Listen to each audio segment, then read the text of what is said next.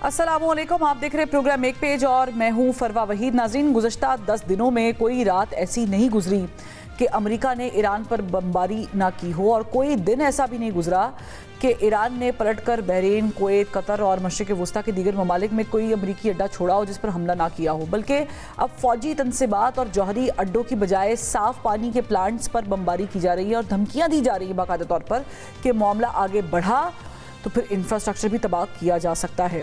सदर ट्रंप जो इस वक्त ईरान के ख़िलाफ़ जंग में जारहाना रवैया इख्तियार किए हुए हैं, वो मुज़ाकरात के लिए भी बयान दे रहे हैं, साथ ही साथ ईरान की क़यादत को धमकियाँ भी दे रहे हैं। मगर ईरानी क़यादत ने वाज़े और दो टोक अल्फाज में ये कह दिया है कि जंग और मुज़ाकरात एक साथ नहीं हो सकते।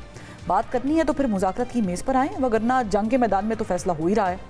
पाकिस्तान और दीगर सालसी ममालिक एक मरतबा फिर ईरान और अमरीका के माबैन 10 रोज़ा आर्जी जंग बंदी के लिए कोशिशें शुरू कर चुके हैं, मगर जंग की शिद्दत बताती है कि ये जंग मशरिक़ वस्ता के दूसरे ममालिक को भी अपनी लपेट में लेकर ही दम लेगी और फ़िलहाल जंग बंदी मुमकिन नज़र भी नहीं आ रही।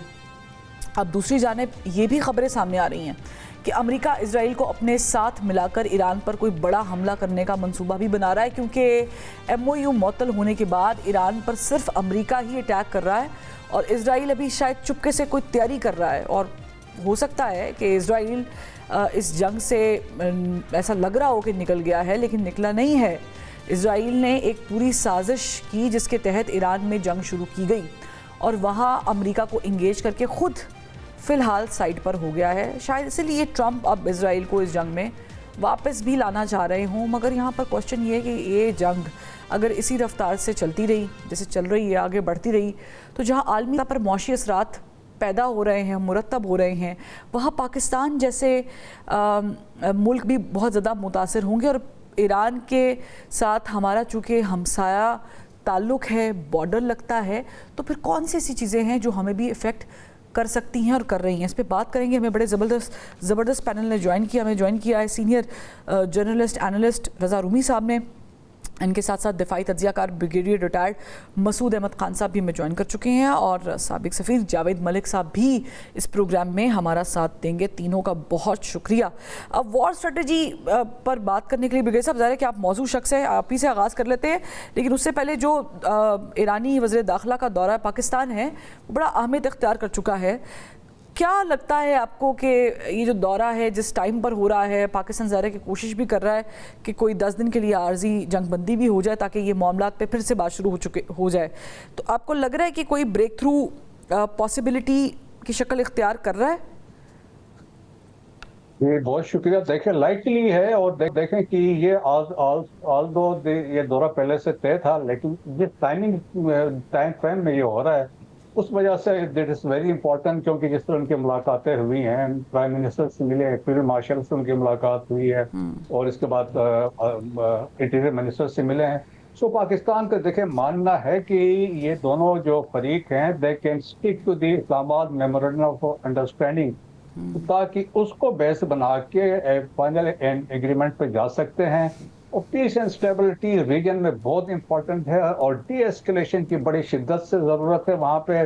और पाकिस्तान नहीं चाहता है कि जो खिते के ममालिक हैं, GCC कंट्रीज़ हैं, और वो इनकी इन्वॉल्वमेंट ऐसी हो जाए ईरान के साथ और जिस तरीके से वहाँ से स्ट्राइक्स हो रही हैं, तो उससे पाकिस्तान एक ऑप्शन है। जिस तरीके से अभी बात की गई है कि पाकिस्तान या कतर की बात की जा रही है कि 10 डेज सीज फायर की बात की गई है, और हमने एक स्टेटमेंट मार्को रूबियो की तरफ से भी सुनी कि उन्होंने भी कहा हम बातचीत के लिए तैयार हैं। फॉरेन ऑफिस के जो स्पोक्स पर्सन हैं इस ईरान के, उन्होंने भी बात की है। सो मेरा ख्याल में देखें, अगर ये नहीं करेंगे तो ये जो कार्रवाइयाँ हैं ये चलती रहेंगी। Sort of tit for tat का एक्शन है वो चलते रहेंगे, लेकिन उससे जो नुकसान अभी होगा, जो सिविल इंफ्रास्ट्रक्चर्स पर आप हिट करने जा रहे हैं, जो ऑलरेडी कर चुके हैं, चाहे वो ईरान में कर रहे हैं या GCC कंट्री से इंटायरली खाली GCC की बात करें, they are dependent on the infrastructure जो सिविल, स्पेशली डिसैलिनेशन प्लांट से almost UAE, Qatar and Bahrain 99% they are dependent on desalination। Overall देखें तो 80% है, और इसके अलावा जो गैस के प्लांट्स है या ऑयल के इंस्टॉलेशन है वो भी टारगेट ऑलमोस्ट हो सकती है। इवन पास्ट में हमने देखा कतर में जो इनकी एक इंस्टॉलेशन हिट हुई जी है, जी तो कतर ने खुद कहा था they will take 5 years to repair and start production. तो दैट इज द इम्प्लीकेशन है। तो मेरा ख्याल उस पॉइंट ऑफ व्यू से एक तो अभी रेंज बढ़ गई है, बाबुल मंदिर की एक्टिविटी भी जनरेट हो चुकी है। बिल्कुल। सो एक ऐसी बात हो रही है कि इफ थिंग्स अगर अभी नहीं रुकेगी तो it can go spiral out of completely out of control, जिसके फिर कॉन्सिक्वेंसेस अच्छे नहीं होंगे खिते के लिए। ठीक, यानी कि ज़ाहिर है कि बहुत ही ज़्यादा कॉम्प्लिकेशंस बढ़ती जा रही हैं। अच्छा, मैं before I go to ambassador साहब विद सम गुड क्वेश्चंस, मैं रज़ा रूमी साहब को थोड़ा सा इन्वॉल्व करना चाहिए। मोमिनी साहब विजिटेड इंटीरियर मिनिस्ट्री, मोहसिन साहब ज़्यादा प्रोएक्टिव हैं विद ईरानियन या कंफर्टेबल हैं? Why that happened? We were expecting कि फॉरेन मिनिस्ट्री ज़्यादा अच्छा डील नहीं कर लेती। अब क्या कोई स्ट्रेटजी है? देखिए, ये लगता है कि ईरान की जो नेगोशिएटिंग टीम है वो उसमें कुछ तब्दीली आई है, क्योंकि आपने देखा इससे पहले अरागची साहब और जो वहाँ के कालीबाफ स्पीकर साहब। हैं उनकी जी जी जी वो आगे थे और ईरान को उनकी नुमाइंदगी कर रहे थे। लेकिन जो रिएक्शन ईरान में देखा गया एमओयू के बारे में और अमेरिका के बारे में, तो इस बार लगता है कि नेगोशिएटिंग टीम जो है उसको बदला गया है।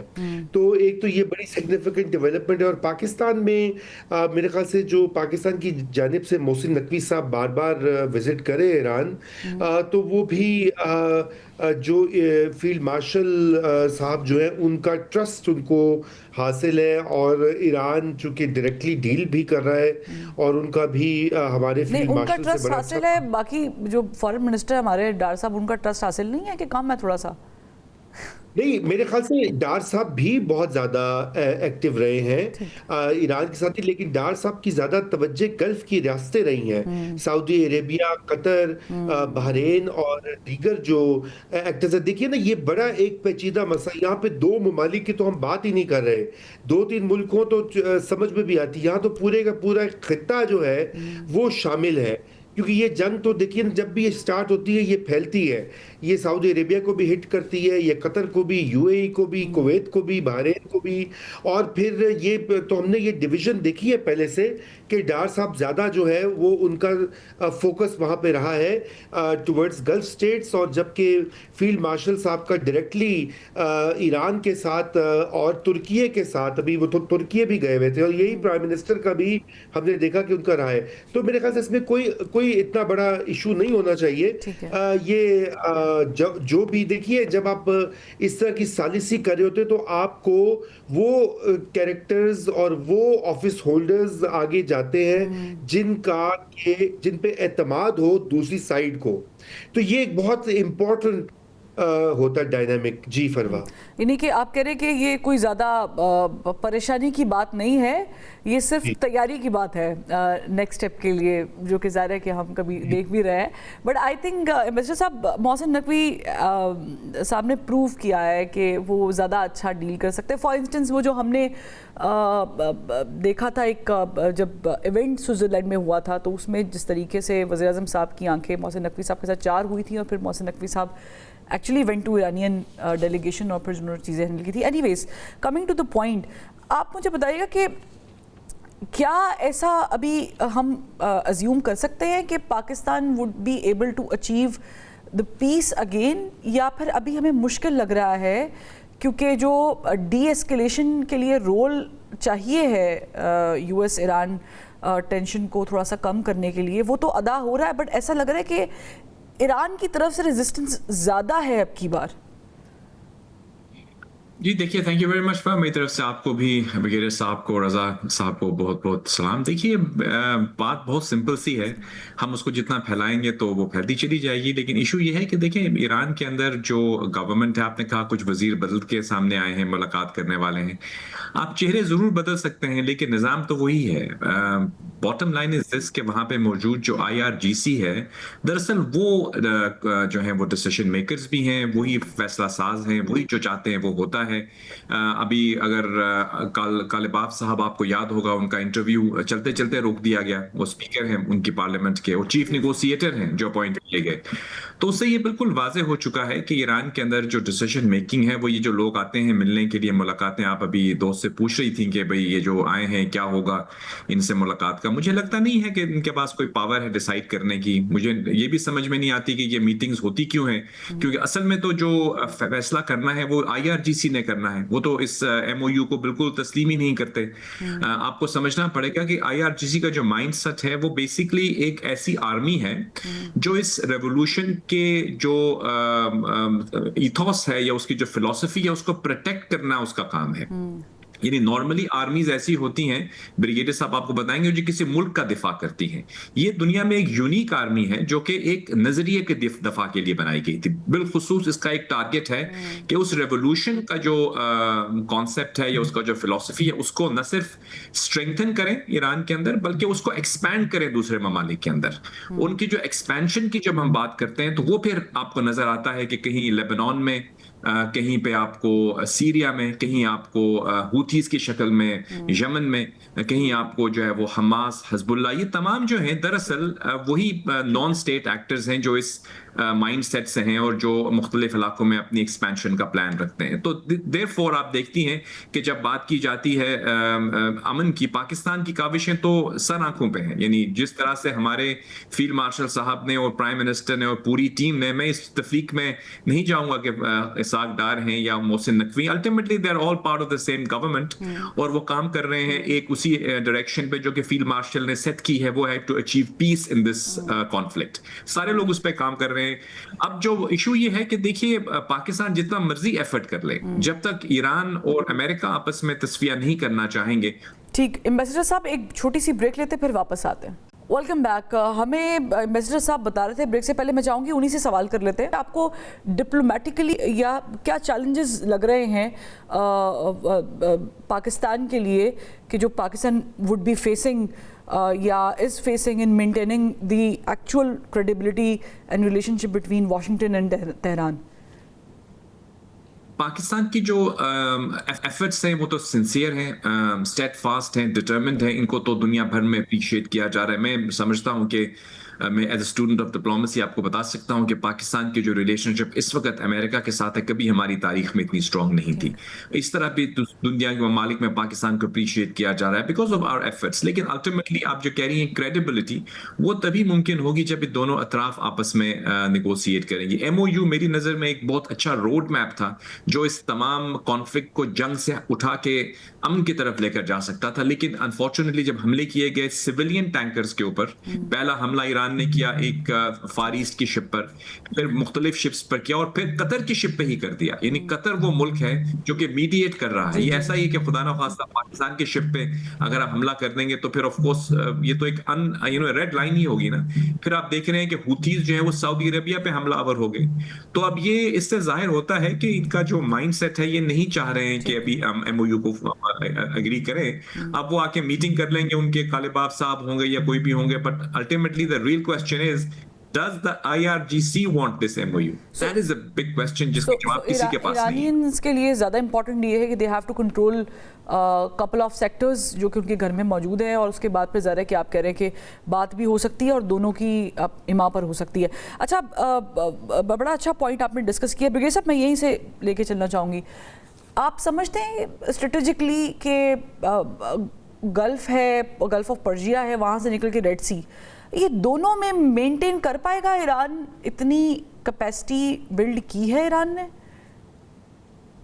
देखिए, अब इसमें मसला क्या है कि हमने इसको एक तो वो समझते हैं कि वो एक ये दोनों जो चोक पॉइंट्स है, दे आर कंट्रोलिंग दो चोक पॉइंट्स है और वर्ल्ड इकोनॉमी को कंट्रोल कर रहे हैं। That is one thing, pressure build करना चाहता है, दैट इज वन थिंग। और फिर दूसरा एक वो कहते हैं this is a sort of A pincer attack, दोनों तरफ से आप हमला करना चाहते हैं, मुश्किल आप अपोनेंट को डालना चाहते हैं।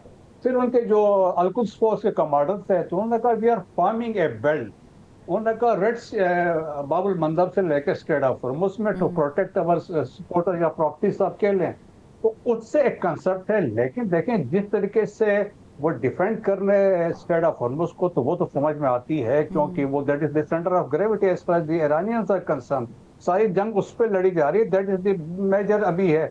ना कोई न्यूक्लियर की बात कर रहा है, ना एसेट्स की बात कर रहा है, सेक्शंस की बात कर रहा है, तो सब अमेरिका भी उस पर फोकस है, ईरान भी उस पर फोकस है। जब बाबुल मंदब की बात आती है, देखें तो बाबुल मंदब में बेसिकली अंसारुल्लाह है, तो अंसारुल्लाह के पास वो कैपेबिलिटी और कैपेसिटी नहीं है कि वो जाके वो कंट्रोल करे बाबुल मंदब 29 किलोमीटर का जो बाबुल मंदब है बिटवीन यमन एंड जिबूती।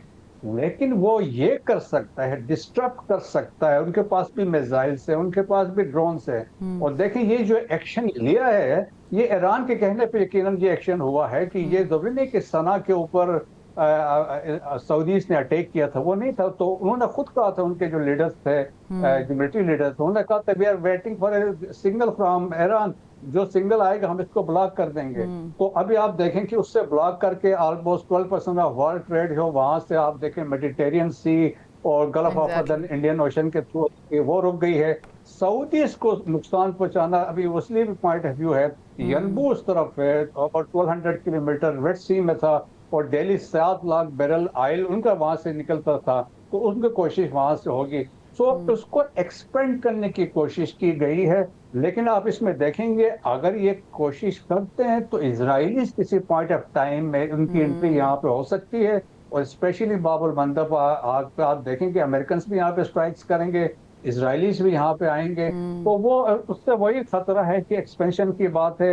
लेकिन ये है कि होती इसमें ये कैपेसिटी कैपेबिलिटी नहीं है कि उसको लॉन्ग टाइम या इसको इफेक्टिवली करे जितना ईरान स्ट्रेट ऑफ हॉर्मुज को कर रहा है। लेकिन स्ट्रेट ऑफ हॉर्मुज में भी आप देखें कि अभी एक अना का मसला है फॉर अमेरिका के लिए भी, ईरान के लिए भी, it is centre of gravity for ईरानी।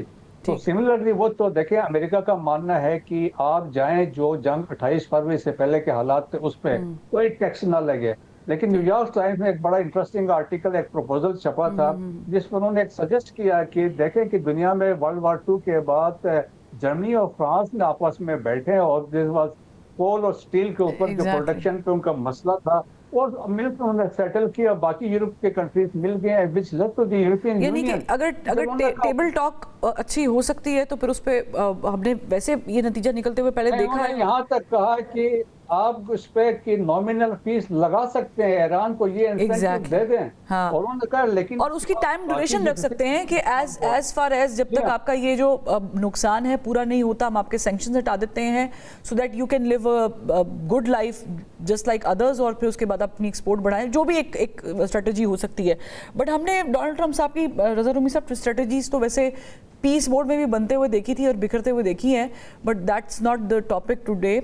मुझे आपसे ये जानना है कि व्हाट डू यू थिंक कि कितना प्रोलॉन्ग जब ये टेंशन हो सकती है, जिसकी वजह से जो साउथ एशिया का पूरा सिस्टम है जिस पे हम भी एग्जिस्ट करते हैं and we share a boundary with Iran as well, तो पर्टिकुलरली पाकिस्तान की इकॉनमी, सिक्योरिटी, पाकिस्तान की जो मामलात है, बिकॉज हम इसीलिए शायद ज़्यादा इंटरेस्ट भी ले रहे हैं, तो अगर ये प्रोलॉन्ग हो जाती है जैसे कि पहले भी चली है, तो कितना सफ़र आपको लग रहा है कि किया जाएगा?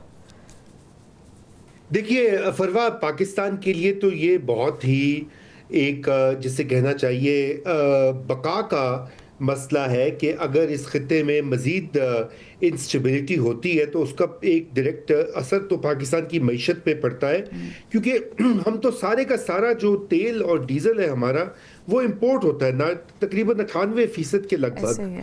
और यही आलम है कि अगर स्ट्रेट ऑफ हॉर्मुज बंद होती है या शिपिंग, तो फिर गैस की जो सप्लाई है वो भी बंद होती है, और उससे पता है कि पूरी मईशत जो है वो उससे मुतासर हो सकती है। और इन्फ्लेशन तो हमने देखी कि ऑलरेडी हमने तारीखी तौर पे पिछले साल इन्फ्लेशन पे काबू पाया था, मगर इस जंग के बाद जो है कीमत, वो चूंकि तेल की कीमतें ऊपर गई हैं तो यहाँ महंगाई भी जो है 11% से ऊपर जा चुकी है।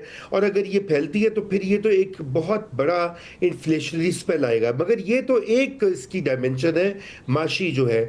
उसके अलावा चूंकि इतना बड़ा हमारा बॉर्डर है ईरान के साथ, सैकड़ों मील लंबा, और अगर वहाँ पे ईरान में इंस्टेबिलिटी जारी रहती है, या खुदा न खास्ता ईरान की रियासत या उसकी रजीम जो है वो कोलैप्स करती है, तो उसका तो बराह रास्त असर पाकिस्तान पे बिल्कुल पड़ेगा। और यही वजह है कि हमारी इतनी ये जो कोशिशें जारी रही हैं, मुझे तो इस चीज़ की समझ नहीं आती कि पाकिस्तान में इस कदर बेहुदा किस्म की कयास आराई होती है कि जी पाकिस्तान अमेरिका के लिए कर रहा है या फलां के लिए कर रहा है, ये अपने लिए कर रहा है। बिकॉज हमारी अपनी इसमें जिसे कहना चाहिए सिक्योरिटी है और स्टेबिलिटी है कि हम ये जंग क्योंकि रोकें। हमने ऑलरेडी कुलभूषण यादव की शक्ल में देखी है वो थ्रेट्स जो हम लोगों को, और भी ज़ाहिर है कि द लिस्ट गोज ऑन। आप सही कह रहे हैं कि हमें तो हमारे तो बिल्कुल अपने घर के साथ आग लगी हुई है, इसलिए प्रॉब्लम है कि कहीं यहाँ पर ये सब सिचुएशन ना हो जाए। एक क्विकली ब्रेक लेते हैं और अपने जो गेस्ट हैं उनसे फिर पूछते हैं कि इसका हल क्या है, कहाँ पर ब्रेक लगती हुई देख रहे हैं ब्रेक के बाद। Welcome back. जब से ये जंग का आगाज़ हुआ 28 फरवरी से, ब्रिगेडियर साहब दोनों से ये सवाल है, एक्सपेक्टेशंस ये थी कि शायद चाइनीज़ ब्लॉक में होने की वजह से रशिया और चाइना इसमें कोई ऐसी मुआवनत फराहम करेंगे जिससे ये बहुत जल्दी सेटलमेंट की तरफ चला जाएगा, बट उसमें भी पाकिस्तान को ही चाइना ने कहा कि आप आगे बढ़ के करें। But my question to you is के अभी जो चल रहा है इस पे एक बड़ी पुरस्रार खामोशी है चाइना की तरफ से भी और रशिया की तरफ से। ये डेलिबरेटली है या हम ये समझ रहे हैं, हम ज़्यादा ओवर थिंक कर रहे हैं, हो सकता है बिहाइंड कर्टन्स चीज़ें कुछ और हैं? तो देखें, मिलिटरीली और लॉजिस्टिकली दोनों ने मदद की है, और वो देखें चाइना लिंक है विद ईरान के साथ, वो रास्ते बहुत सारे हैं, रेलवे लाइन भी यूज़ हो रही है। रशिया के साथ कैस्पियन सी के थ्रू वो इनका आपस में राब्ता है। और फिर देखें मल्टीपोलर दुनिया बन चुकी है, और जिसमें 3 बड़ी ताकतें हैं, तो ये 2 बड़ी ताकतों के साथ ईरान के बहुत अच्छे और स्ट्रेटेजिक ताल्लुकात हैं।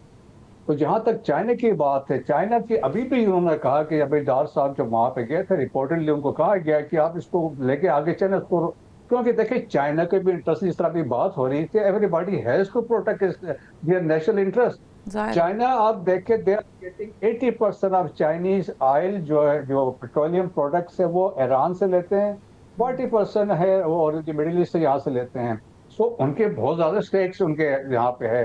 तो सिमिलरली बाकी ममालिक के लिए, सो बिहाइंड द सीन बहुत चाइनीज बहुत एक्टिवली वो कर रहे हैं। मिलिटरीली देखें ना, बेदू सिस्टम है या दूसरे सिस्टम से उनको सैटेलाइट की इंफॉर्मेशन आ रही है, सब कुछ मिल रहा है, लेकिन एट द सेम टाइम उनके रास्ते भी हैं। अगर जिस तरीके से लास्ट टाइम हमने अब्बास अराक्ची साहब को देखे कि ही वाज विजिट करते पुतिन से मिले और सारा कुछ था, तो मेरा ख्याल में उनकी रशिया की भी चाहे ख्वाहिश होगी। और क्योंकि देखें ना कि वर्ल्ड इकोनॉमी है, वर्ल्ड की जो सिक्योरिटी है वो एक स्टेक पे आ गई है। So therefore behind this is actively है। एट द सेम टाइम देखिए अमेरिका भी चाहते हैं, ईरान भी चाहता है कि दोनों ये प्रेशर क्यों बिल्ड कर रहे हैं। जब टेबल पे बैठे तो वो चाहते हैं कि हम अपनी चीज मनवा लें। दैट्स व्हाई अमेरिकन स्ट्राइक्स कर रहे हैं कि ईरान से वो जो उसका जो ग्रिप है वो ईरान का वो लूज हो जाए उधर से। लेकिन ईरान जो काउंटर स्ट्राइक्स कर रहा है तो वो अपनी एग्रेसिव डिजाइन शो कर रहा है कि मैं, अगर आप ऐसा करोगे तो मेरे पास ये कैपेबिलिटी है, कैपेसिटी मैं स्ट्राइक कर सकता हूँ। वो उसको डिटर करना चाहता है। ईरान भी एट द सेम टाइम चाहता है कि वो भी कंसेशन लेना चाहता है। अगर ईरान के हाथ से स्ट्रेट निकल जाएगी तो फिर उनके पास लेवरेज ही खत्म हो जाएगी। तो दैट इज द बेसिक मेरा ख्याल में इम्पोर्टेंट चीज है। और लेकिन हम कह सकते हैं कि दोनों अपनी अपनी अना की वजह से कुछ पावर शोज कर रहे हैं, लेकिन ईरान का जो पावर शो है वो तो ज़ाहिर है कि जिस दिन आप स्ट्रेट ऑफ हॉर्मुज़ अगर निकल गया हाथ से तो फिर तो ज़ाहिर है कि वो ट्रम्प कार्ड निकल जाएगा। और ट्रम्प कार्ड से मुझे बहरहाल रज़ा रूमी साहब, ट्रम्प साहब भी याद आ गए, वो नवंबर भी करीब करीब है, तो थोड़ा बताइएगा कि वैसी ही हवा है कि थोड़ा तब्दील भी हुई है? जी बिल्कुल, बहुत ईरान की जंग की वजह से, और चूंकि वो इतनी गैर मकबूल जंग है, बिल्कुल हवा तब्दील हुई है, पब्लिक ओपिनियन बदला है। और इस वक्त डोनाल्ड ट्रंप के लिए ये एक बहुत बड़ा चैलेंज बन चुका है कि किस तरीके से वो अपनी जो सपोर्ट बेस है उसको दिखा सके कि उसने ये जंग जो है जीत ली है। यही वजह है कि दोबारा से अमेरिका के जो हमले हैं वो स्टार्ट हुए हैं, लेकिन ये विंडो बहुत कम है। ये इसी सितंबर के अंदर अंदर डोनाल्ड ट्रंप को ये मामला रैप अप करना पड़ेगा, क्योंकि उसके बाद अगर ये जंग जारी रहती है और तेल की कीमतें ऊपर जाती हैं और उसका माशी असर पड़ता है, तो फिर तो रिपब्लिकन्स बिल्कुल नवंबर में उनका सफाया हो जाएगा कांग्रेस से भी, और अब कहा जा रहा है सेनेट से भी। और यही वजह है डोनाल्ड ट्रंप इस वक्त सख्त, जिसे कहना चाहिए, मजबूरी और प्रेशर के आलम में है कि उनको कुछ ना कुछ अवाम को दिखाना है। देखिए, अभी तक जो तासुर रहा है दुनिया भर में, तो ये तासुर है, लेकिन खुद अमेरिका के अंदर ये तासुर रहा है कि ईरान ने जो पहला राउंड है उसमें अमेरिका को मात दी है, या कम से कम अमेरिका जो कि एक सुपर पावर है, कहीं बड़ी पावर है ईरान से, वो उसको हरा नहीं सकी, उसकी रेजिम को बदल नहीं सकी, और अपने हदफ जो है के जंग के वो अचीव नहीं कर सकी। तो इस वजह से बहुत बड़ा एक नफसियाती भी और सियासी भी इम्पैक्ट पड़ा है अमेरिका के अंदर, और अब ये देखना बाकी है कि अगले आने वाले एक दो महीने में ये मामला कहाँ पे जाता है। अगर तो ये जंग फैलती है, उसका बराह रास्त नुकसान होगा ट्रंप को और उनकी पार्टी को, और इसी वजह से मैं समझता हूँ कि वो दोबारा से मुज़ाकरात की मेज पर आएंगे, अमेरिका भी आएगा और ईरान भी आएगा। जी फरवा। ठीक है, यानी दोनों के पास इसके अलावा कोई ऑप्शन बची नहीं है, दोनों को आना पड़ेगा। और आपने ट्रंप साहब का जिक्र किया, चाइना का दौरा हो जाए, बड़ी कुछ भी हाथ नहीं आया, यूरोपीय यूनियन से उनको कोई पल्ला नहीं पड़ाया गया, ईरान से आपने खुद कह दिया शिकस्त हुई है। ब्रिगेड साहब भी फरमा रहे थे कि ईरान को भी समझना होगा कि वो कब तक अपना ट्रंप का कार्ड इस्तेमाल करते रहेंगे। बिलाखिर अगर ये वो कहते हैं कि डर तब तक रहता है जब तक थप्पड़ नहीं लगता, एक दफ़ा लग जाए तो फिर आपको अंदाज़ा हो जाता है कि उसकी शिद्दत कितनी है। तो मेरा ख्याल से दोनों ममालिक को अब शायद आहिस्ता आहिस्ता ये समझ आना शुरू हो जाएगी, या हो चुकी है, कि बिल आखिर उनको टेबल पर ही बैठना। बहुत शुक्रिया जावेद मलिक साहब, रज़ा रूमी साहब, ब्रिगेडियर रिटायर्ड मसूद अहमद खान साहब हमारे साथ मौजूद थे। मुफस्सल गुफ्तगू की। एक ब्रेक लेते फिर वापस आते हैं। Welcome back. नाज़रीन, भारतीय वज़ीर-ए-आज़म मोदी ने दिल्ली में मासूम तलबा पर जो जुल्म ढाया है उस पर उन्होंने गुजरात की जो मजालिम की याद है वो ताज़ा कर दी है। फ़र्क सिर्फ इतना है कि गुजरात में टारगेट मुसलमान थे जिन्हें गाजर मूली की तरह काट कर रख दिया गया था, और अब दिल्ली में नौजवान तलबा हैं जिन्हें लाठी डंडे की सरकार ने लहू लुहान कर दिया है। दिल्ली में तलबा पर बंदूक ताने और 20 तलबा को जाम बहक, जबकि सैकड़ों को ज़ख्मी करके मोदी ने साबित कर दिया है कि उनकी सोच से फस्तायत कभी भी ख़त्म नहीं हुई। लेकिन जेनजी का ये एहतजाज मोदी सरकार के राज के लिए ख़तरा ज़रूर पैदा कर चुका है, क्योंकि कॉकरोच जनता पार्टी, जिन्हें मुल्क भर से लाखों नौजवानों की सपोर्ट हासिल है, उनका एक ही नारा है कि मोदी इस्तीफ़ा दो वरना पार्लियामेंट को उखाड़ कर भारत को नेपाल बना देंगे। कॉकरोच जनता पार्टी के साथ साथ राहुल गांधी भी नौजवानों की आवाज़ बनकर सामने आ गए हैं, और महसूस होता है कि नरेंद्र मोदी के लिए आइंदा इलेक्शन जीतना मुश्किल हो जाएगा। और यहाँ पर सवाल ये भी है कि क्या मोदी सरकार जेन जी के इनकलाब का सामना कर पाएगी, या फिर श्रीलंका, नेपाल और बांग्लादेश वाला हाल यहाँ पर भी हो जाएगा। इस पर बात करेंगे। हमें ज्वाइन किया है साबिक सफ़ीर भी हैं, साबिक सदर आज़ाद कश्मीर भी हैं, साबिक मुस्तकिल मंदूब भी रहे हैं, सरदार मसूद खान साहब। बहुत शुक्रिया सरदार साहब, आपने ज्वाइन किया है। ये जो इस वक्त कंडीशन हम भारत में देख रहे हैं, जहाँ पर एक भूख हड़ताल जो कि शुरू हुई थी एक पर्पस के लिए, जिसमें ज़ाहिर है कि तलबा की नुमाइंदगी की जा रही थी, उनसे नाइंसाफ़ी की बात की जा रही थी, एक इस्तीफ़ा मांगा जा रहा था, उसके बाद एक अबडक्शन होती है साइंटिस्ट की, और उसके बाद जो है वो कॉकरोच जनता पार्टी दिल्ली पर धावा बोलती है, और उसके बाद जो होता है वो हमने डिस्कस कर लिया है। क्या हम ये कह सकते हैं कि जो सिचुएशन हमने आज से कुछ अर्सा पहले बांग्लादेश, नेपाल या श्रीलंका में देखी थी, वो भारत में शुरू हो चुकी है? अभी तो आगाज़ है, हम कुछ नहीं कह सकते कि ये क्या शक्ल इख्तियार करेगी, और जो इस तंजीम के या ये जो मुजाहिरे हैं इनके मुतालबात हिंदुस्तानी हुकूमत मानने के लिए तैयार हो जाएगी या नहीं। लेकिन ये है कि जो भारतीय जनता पार्टी है उसका नेटवर्क भी खासा मजबूत है, पूरे हिंदुस्तान के तूल अर्ज़ में फैला हुआ है, और सिर्फ जो है फेडरल गवर्नमेंट में नहीं बल्कि जो मुख्तलिफ सूबे हैं उनमें उनकी हुकूमतें हैं, तो उनकी अपनी भी एक स्ट्रेंथ मौजूद है। लेकिन ये जो है, ये जो एहतजाज शुरू हुआ है, इस किस्म के कई एहतजाज माजी में हुए हैं। मिसाल को आपको याद होगा कि जो सिटीजनशिप अमेंडमेंट एक्ट के सिलसिले में हुए थे वो भी पूरे मुल्क में फैल गए थे, लेकिन उसके बावजूद भारत की हुकूमत टस से मस नहीं हुई थी। अब ये देखना यह है कि इस मरतबा जो है, एक तो इसकी मुद्दत बहुत ज़्यादा हो गई है। भारतीय जनता पार्टी जो है, आपको याद होगा कि 2014 में बरसर इक़्तिदार आई थी, तो मुसलसल जो है 12 साल से बरसर इक़्तिदार है, और एक एंटी इनकम्बेंसी का भी सेंटिमेंट होता है। जो बरसर इक़्तिदार हुकूमत होती है या जमात होती है उसके ख़िलाफ़ रद्द अमल होता है, और नौजवानों को एक ऐसा एजेंडा मिला है जिसमें भारत में हमेशा कोई ना कोई करप्शन होती रही है। तो इस वजह से ये तो ख़तरा तो इनको मौजूद है, लेकिन इस मरहले पे मैं यकीन के साथ ये नहीं कह सकता कि उसका अंजाम क्या होगा और क्या वाक़ई इनके यहाँ भी वही सूरत हाल पैदा होगी जो नेपाल और बांग्लादेश में हुई थी। अच्छा, ये जो ज़ाहिर है कि जो सोनम वांगचुक की भूख हड़ताल के बाद सिचुएशन पैदा हुई है, इससे कम से कम हम ये तो नतीजा अखज़ कर सकते हैं कि सप्रेशन या ऑपरेशन किसी भी मुआशरे में नौजवान नस्ल कबूल नहीं कर रही है, ख़ास करके जब हम जिनजी की बात करते हैं। अब ये इशू आप कह रहे हैं कि अभी इसका आगाज़ है, आपको किस हद तक लग रहा है, क्योंकि media at least it's better now there at least कि वहाँ पर कवरेज भी मिल रही है, सब कुछ हो रहा है, आपको लग रहा है कि ये मामला जो है और मज़ीद तूल पकड़ेगा? किसी एक मिनिस्टर की, जो एजुकेशन मिनिस्टर की वहाँ पर इस्तीफे पे से बात शुरू हुई थी, कुछ एक आधी बलि दी जाएगी या फिर शायद पूरा सेटबैक ही हो जाए गवर्नमेंट को? नौजवान हर दौर में ईंधन के तौर पर इस्तेमाल किए जाते हैं, मतलब जो बांग्लादेश में भी नौजवानों को इस्तेमाल किया गया, लेकिन वो हुकूमत का हिस्सा नहीं है। इस वक्त जो है रिवायती रहनुमा वहाँ दोबारा से बरसर इक़्तिदार आ गए हैं। नेपाल की सूरत हाल के बारे में मुझे वाज़ेह तौर पर नहीं पता कि वहाँ क्या तलबा को नुमाइंदगी मिली या नहीं मिली, या जो जेनजी के लोग थे, लेकिन ये एक इनकलाब का हिस्सा है जो हर, यानी जेनजी का तो अब जो है एक किस्म का फैशनेबल इडियम है, लेकिन हर नस्ल में जब नौजवान आते हैं तो पुराने निज़ाम की तरफ वो देखते हैं, और अगर वो निज़ाम उनकी ख्वाहिशात के ऊपर अमल पैरा ना हो या उनके मुतालबात को ना माने तो बगावत का समा हो जाता है। सारी दुनिया में ऐसा हुआ है। आप इसको ऑप्टिमिस्टिक वे में ज़्यादा ले रहे हैं या आप समझते हैं कि ये थोड़ा सा नेगेटिविटी की तरफ भी जाता है? क्योंकि जो अब मिसालें हमारे पास मौजूद हैं ख़त्ते में, जितने भी जहाँ पर भी जेनजी ने ये सब कुछ किया है, वहाँ पर हमेशा किसी ना किसी मोटिव के ऊपर डिस्कशन की गई है। नेपाल में भी मेरिट के ऊपर भूख हड़ताल, लोगों के पास खाने को कुछ नहीं था।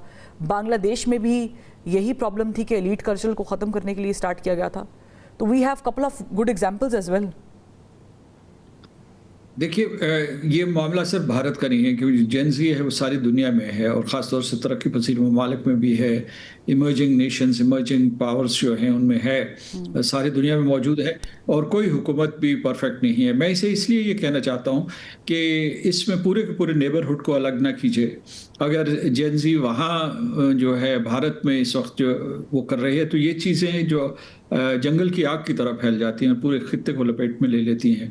लिहाजा इसके बारे में जो है, लेकिन भारत के आप दूसरे अमूर के तौर पर, मतलब अभी तो सिर्फ वो तालीम के सिलसिले में मुजाहरे कर रहे हैं, लेकिन अगर ये जेनसी जो है भारतीय जनता पार्टी और राष्ट्रीय स्वयं सेवक संघ को उनकी इंतहा पसंद पॉलिसियों के ऊपर निशाना तनकीद बनाते हैं, मिसाल के तौर किस तरीके से वो मुसलमानों को मार रहे हैं, मसीह बरादरी को, उनकी चर्चेस को किस तरीके से निशाना बना रहे हैं, या जो उन्होंने पाकिस्तान दुश्मन और हमसाया दुश्मन पॉलिसियाँ इख्तियार की हुई हैं, उनके ऊपर अगर ये जाते हैं तो उसके बाद एक ये बड़ी इनकलाबी चीज़ होगी। क्योंकि अगर उनका सिर्फ जो है सिविक राइट्स के बारे में कुछ मुतालबात हैं तो या हुकूमत पूरे करेगी या नहीं करेगी, और अगर वो नहीं पूरे करेगी और ये अगर जो है ये मुतालबात ज़्यादा ज़ोर पकड़ते हैं तो हो सकता है कि हुकूमत तब्दील हो जाए, दूसरी हुकूमत आ जाए, या इसी हुकूमत के अंदर कोई तब्दीली हो जाए। क्योंकि अब नरेंद्र मोदी को भी बरसर इख्तियार हुए को तकरीबन 12 साल हैं, तो इस वजह से मैं समझता हूँ कि जो है देखना पड़ेगा कि अगले आने वाले दिनों में, मसलन सोनम वांगचुक की जो तहरीक थी उसकी वजह से तो वो असर ना हुआ, भूख हड़ताल की वजह से भी असर ना हुआ, लेकिन ये जो स्टूडेंट्स हैं इनके बारे में इत्तलात आ रही हैं कि ये सारे मुल्क में इनकी हिमायत आ रही है और हर उम्र के लोग इनको उनकी मदद कर रहे हैं। तो अगर ये किसी एक किस्म की सिविक राइट से बढ़ के एक नजरियाती मूवमेंट की शक्ल इख्तियार कर लेती है और भारतीय जनता पार्टी के और राष्ट्रीय स्वयं सेवक संघ के तसल्लुत को ख़त्म करती है, तो मेरा ख्याल है कि ये एक इनकलाबी ख़त्म होगा। मैं आखिरी सवाल करना चाहूँगी, मुझे राहत अंदूरी साहब का वो शेर शायद मौजू लग रहा है इस वक्त पढ़ना, और वो ये है कि लगेगी आग तो आएंगे सभी घर इस लपेट में, यहाँ पर सिर्फ अपना मकान थोड़ी है। आपको कोई इस तरह की चीज़ लग रही, क्योंकि वी शेयर नेबरहुड? नहीं, मुझे लग नहीं रही, लेकिन यह है कि हर चीज़ जो है जो इस किस्म के कोई फिनोमेनन होता है उसकी लपेट में बाज़-औक़ात पूरी दुनिया आ जाती है, बाज़-औक़ात चंद खित्ते आ जाते हैं। तो अभी जो है सारे का सारा मामला जो है वो स्टेटस को चल रहा है, ख़ास तौर से जो है मैं सिवाय बांग्लादेश और नेपाल को छोड़ के तो पूरे के पूरे खत्ते में एक इस किस्म के मामूल के मुताबिक चीज़ें चल रही हैं और रिवायती सियासत का गलबा है। लेकिन अगर वाकई तब्दीली हिंदुस्तान जैसे बड़े मुल्क में होती है तो वो न सिर्फ हमसाए को बल्कि पूरे खत्ते को मुतासर कर सकती है और उसके लिए वो एक किस्म का ट्रेंड भी बन सकता है। ठीक, यानी कि मोहतात रहने की बहुत ज़रूरत है। बहुत शुक्रिया सर मसूद खान साहब हमारे साथ मौजूद थे और इस टॉपिक पर उन्होंने गुफ्तगू की। और ये बिल्कुल सही बात है, जब आपके इर्द गिर्द के माहौल में कुछ तब्दीली आती है तो फिर आपको ये देखना पड़ता है कि कहीं आपके भी यहाँ पर कुछ ऐसी ऑपरेशन या सप्रेशन तो नहीं हो रहा जिसकी वजह से तब्दीली है। लेकिन जाहिर है कि कबल अज़ वक्त है, भारत की सिचुएशन बहुत ज़्यादा बिगड़ चुकी थी। वहाँ पर जो हिंदू एक्सट्रीमिस्ट सोच है वो बहुत ज़्यादा पनपना शुरू हो गई थी और यही वजह है कि वहाँ पर आए दिन करप्शन के केसेस और नए खाते खुलना शुरू हो गए थे। बहरहाल साउथ एशिया के कल्चर के अंदर कोई नई बात नहीं है, उसमें हम भी शामिल हैं, हमारे भी यहाँ पे करप्शन की दास्तानें माशाल्लाह सुभान अल्लाह हैं। प्रोग्राम का वक्त ख़त्म हो गया है, कल मुलाकात करते हैं। अल्लाह हाफ़िज़।